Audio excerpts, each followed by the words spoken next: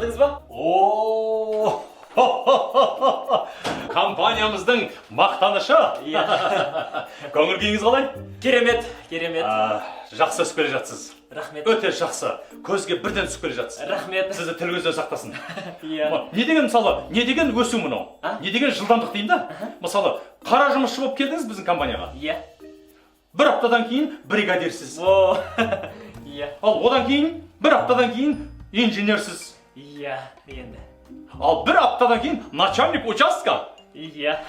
Ол бір апта өтпей жатып, инженер по технике безопасности. Енді. Одан кейін осы компанияның бас инженері. Ал енді, содан кейін бір 3 күннен кейін кім болдыңыз? Вице-президент болдыңыз. Иә, енді. Рахмет, рахмет. Жақсы жұмыс істеп келе жатсыз. Ал енді сізге жақсы жаңалығым бар. Бүгіннен бастап сіз осы компанияның президенті болып тағайындалдыңыз. Қойыңызшы. Қоймайын. Мәссаған. Бұған не дейсіз? Бұндайға не деуге болады? Рахмет, папа!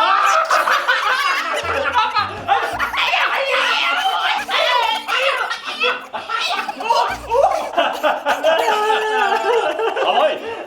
Ұнады ма балам? Күшті ғой мына, әйгерім, 2 коп алып кеше. Сосын бүгін үйге түнде қайтпайсың. Жүгірмек, тиіспе Айгерімге.